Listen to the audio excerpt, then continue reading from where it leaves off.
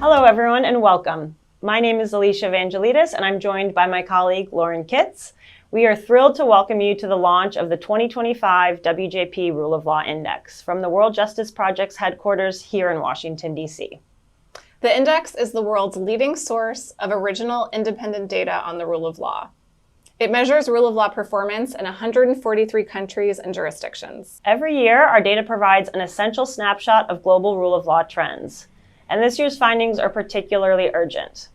To walk us through the implications, we're going to turn to the World Justice Project's new executive director. He's been the driving force behind the index from the very beginning, and this year he stepped into the role of executive director.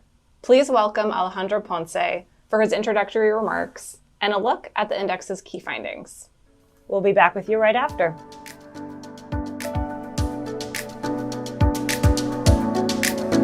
Thank you, Alicia and Lauren, and good morning, good afternoon, or good evening to everyone joining us today. It is an honor to speak to you in this capacity for the launch of our 2025 WJP Rule of Law Index. When we look at the news, whether it's threats to the independence of judges, limits on civic freedoms, or challenges to the sovereignty of nations, it seems the rule of law is under constant attack in all corners of the world. This is not a new phenomenon. Since 2016, the World Justice Project has consistently charted a global decline in the rule of law. Unfortunately, this trend has continued for 8 years in a row. More recently, the index has registered increasing authoritarian practices.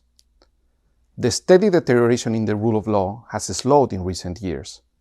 This year, however, we see a reversal.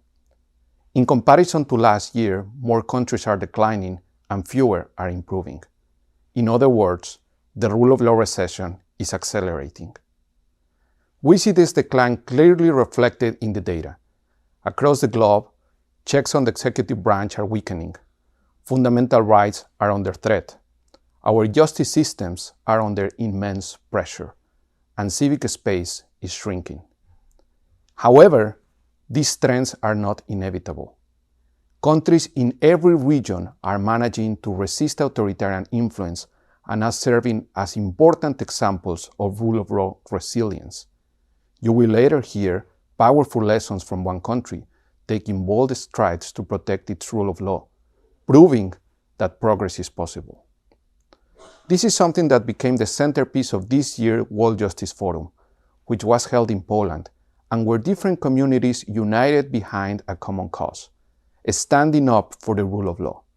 Nonprofits, the private sector, governments, and international organizations from 82 countries join us to unpack critical themes such as accountability and integrity, judicial independence, AI, civic space, and people-centered justice. Many of the insightful conversations we had are available on our YouTube channel for you to watch. We also announced the Warsaw Principles for the Rule of Law. This global coalition seeks to strengthen 10 principles that emphasize the necessity of a strong, bottom-up, context-responsive rule of law culture. If you're interested in endorsing these principles, please reach out to us. The 2025 Index marks the 16th edition of this critical body of work. Year after year, we produce the index to help governments shape their policies, to support donors and the private sector in making sound investment decisions, and to give media, academics, and civil society the independent data they need to advocate effectively for change.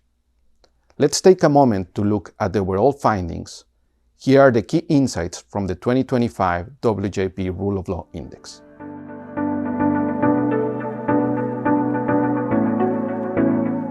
The 2025 World Justice Project Rule of Law Index shows that the global rule of law recession is accelerating.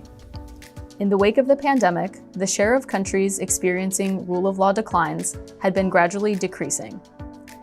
This year, we see a dramatic reversal of that trend.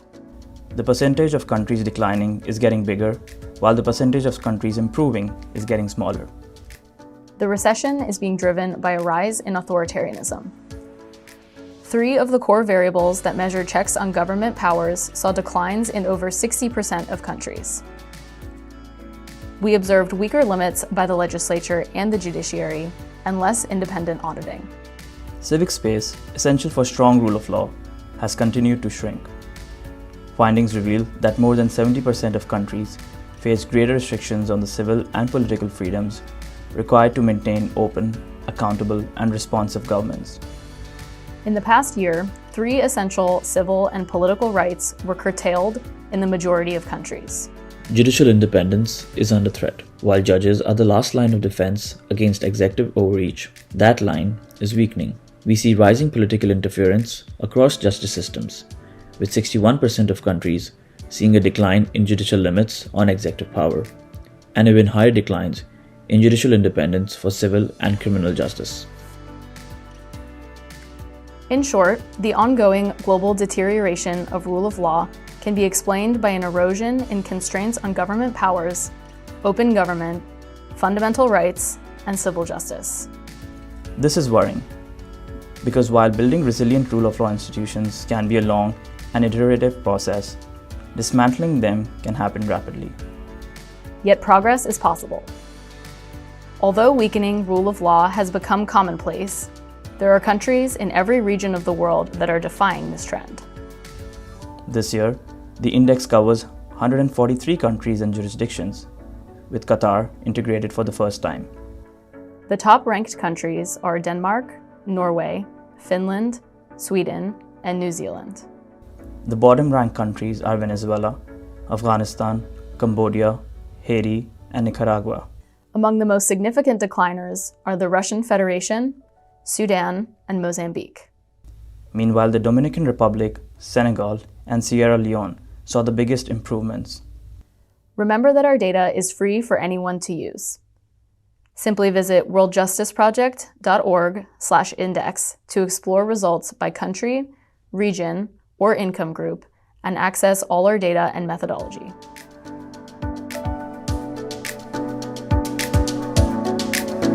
The message this year is clear and frankly quite sobering.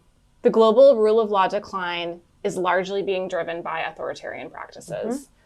This authoritarian influence is behind shrinking civic space and weaker checks and balances, signaling a heightened risk to democracy and rule of law worldwide. Absolutely. The index data clearly shows that rule of law and accountable governance are mutually reinforcing. To effectively reverse these declines, we must address these issues with a coordinated strategy. One critical way to strengthen the rule of law is by bolstering judicial independence, which provides a powerful check against government overreach. We encourage all of you to dive into the data yourself, available right now. You can visit worldjusticeproject.org/index, or simply scan the QR code now appearing on your screen to access the full report and interactive data. Now let's look at a country that provides a powerful counterexample to the global trend.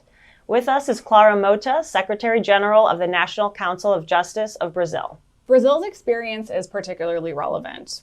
You may recall that Brazil was recently able to prevent an illegal reversal of its 2022 election results. And just recently, the country's Supreme Court voted to hold responsible those who plotted a coup to overturn the democratic process. That's right. As you might have noticed from the video, Brazil is one of the top 10 improvers this year. This improvement is notable because it comes in a context where most countries are actually seeing their rule of law performance decline. Brazil managed this despite multiple domestic challenges in recent years, including deep political divisions, high-profile corruption cases, and threats to judicial independence. There is a lot to learn, which is why we asked Secretary General Mota to share lessons from Brazil's experience. Let's watch that now.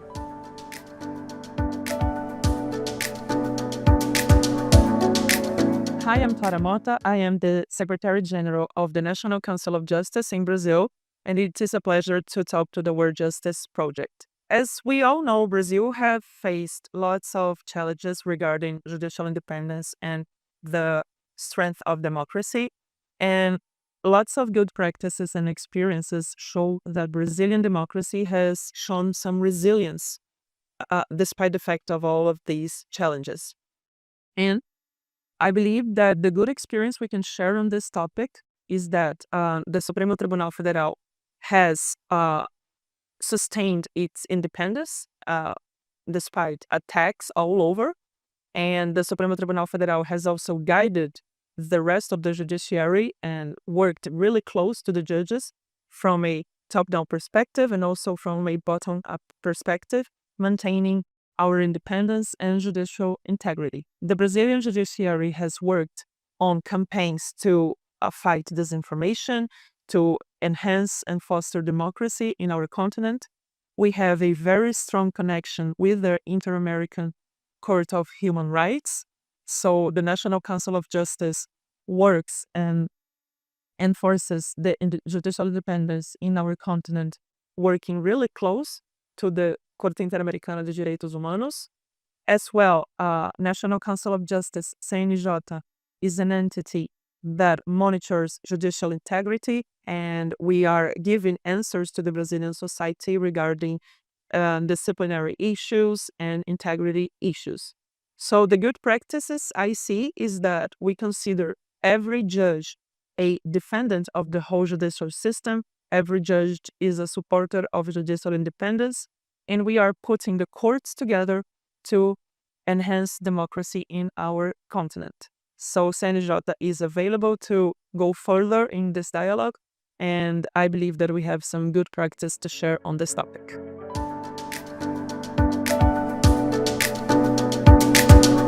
Very insightful comments. Brazil's story is truly a compelling reminder that resilience and commitment to accountability can yield real progress, even against a backdrop of deep challenges. It's proof that reversing the global decline is possible. While the overall picture in the 2025 index is concerning, the lessons from countries like Brazil and the detailed data provided for all 143 countries and jurisdictions should prove as a powerful catalyst for urgent action. So with that, thank you for joining us for this year's launch. But before we say goodbye, we'd like to turn it over to Judy Perry-Martinez, President of WJP. And a final reminder, please check out the new data at worldjusticeproject.org/index or scan the QR code. You can explore results by country, region, or income group. On the top right, under Downloads, you can access all of our data, methodology, variables, and country profiles. Use this data to improve the rule of law wherever you are. The work starts now. Thank you again for joining us. Goodbye for now.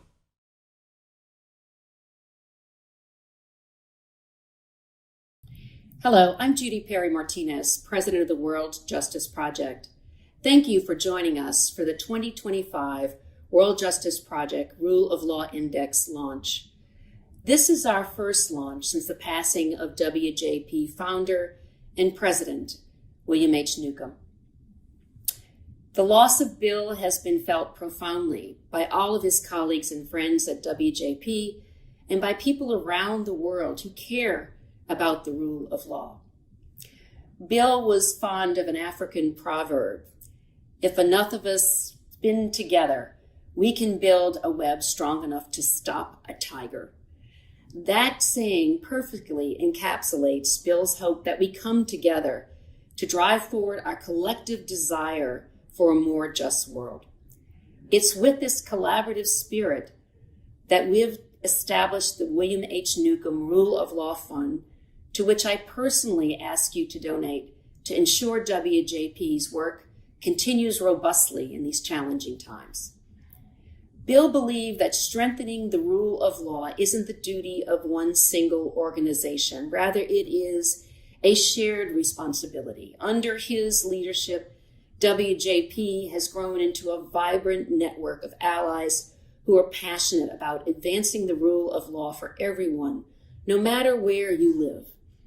At the World Justice Project, we have redoubled our commitment to advance the rule of law, from exploring how technology can expand access to justice, to partnering with governments to make justice systems more open and accountable, to convening diverse actors to strengthen judicial independence and accountability systems. I invite you to explore our 2025 index data, to share it widely, and to use it to empower others to advocate for change. Thank you.